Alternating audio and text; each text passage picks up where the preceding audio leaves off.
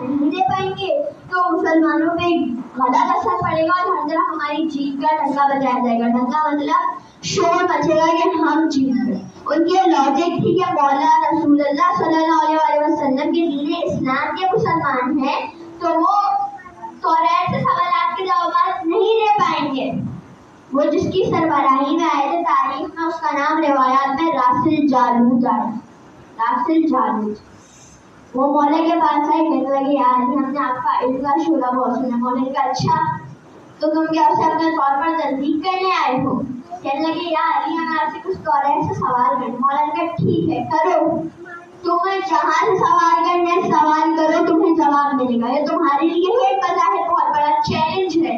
میں تم سے تمہارے سوال نہیں پوچھا کہ کیا سوالات ہیں, لیکن اگر میں تمہارے سوالات کے جوابات دینے میں کامیاب ہو گیا تو تم کلمہ پڑھو گے, مسلمان ہو گے. کہا جی آگے ہم مسلمان بھی ہوں گے, کلمہ بھی پڑھیں گے.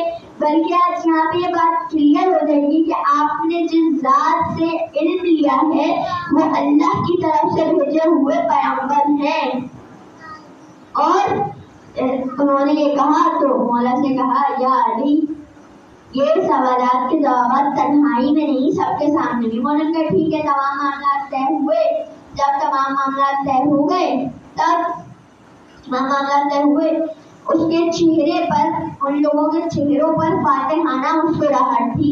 شاید وہ بے وقوف بھول گئے ہیں کہ جس کے مد مقابل آئے ہیں وہ فاتح خیبر ہے.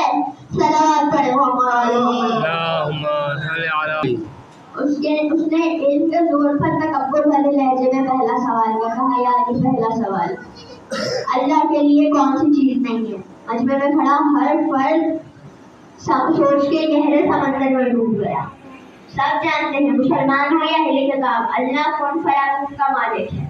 مولا نے مجمع کی طرف مسکرا کر دیکھا اور جالوت کی آنکھوں میں آنکھیں ڈال کر جواب دیا کہ اللہ کے لیے شرک نہیں ہے, اللہ ہر قسم کے شرک سے پاک ہے کیونکہ وہ وحدہ لا شریک ہے. مجمع میں کھڑے ہر فرد کے منہ سے بے سخت میرے مولا کے لیے واہ واہ سبحان اللہ نکلنے لگا. یہ ہے علی ابن ابی طالب.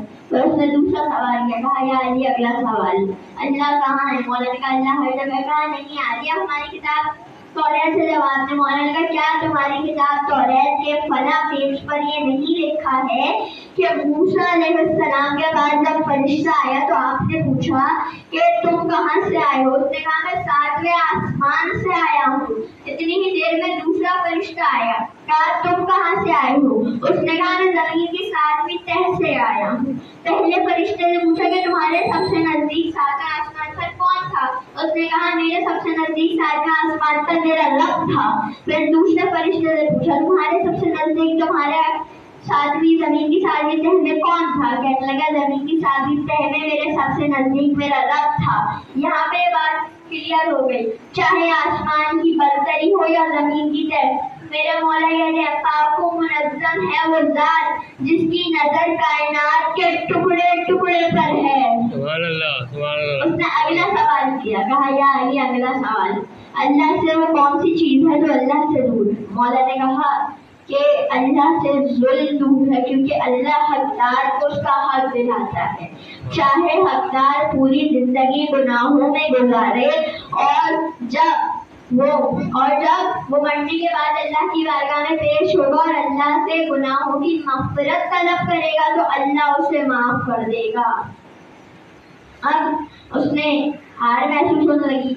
اب اس نے اسٹریٹجی بدلی. اب وہ ہسٹری کے سوالوں پر آنے لگا, تاریخی سوالوں پر آنے لگا. کہا یا علی اگلا سوال. مولا نے کہا ٹھیک ہے کرو. کہا یا علی وہ کون سا پہلا چشمہ ہے جو زمین پر جاری ہوا؟ مولا نے کہا کہ اس کو چھوڑو, پہلے میں وہ بتا دیتا ہوں جو تمہارے دل میں چل رہا. پہلا چشمہ وہ نہیں جو بیت المقدس کے نیچے چٹان کے نیچے بہ رہا ہے. آج اپنی اصلاح کر لو. پہلا چشمہ وہ نہیں, پہلا چشمہ وہ ہے جس سے خضر علیہ السلام نے پانی پیا اور آج بھی اس سے آب حیات جاری ہے. صلوات پڑھو محمد والے.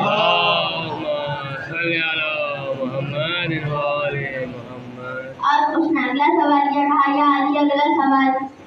یا علی وہ کون سا پہلا پتھر ہے جو آسمان سے نازل ہوا؟ مولا نے کہا اس کو بھی چھوڑو, پہلے میں وہ بتا دیتا ہوں جو تمہارے دل میں چل رہا ہے. آج اپنی اصلاح کر لو. پہلا پتھر وہ نہیں جو بیت المقدس کے اندر موجود ہے. پہلا پتھر وہ نہیں، آج اپنی اصلاح کر لو. پہلا پتھر وہ ہے جو پہلا پتھر حجر اسود ہے جو خانہ کعبہ میں آج بھی نصب ہے.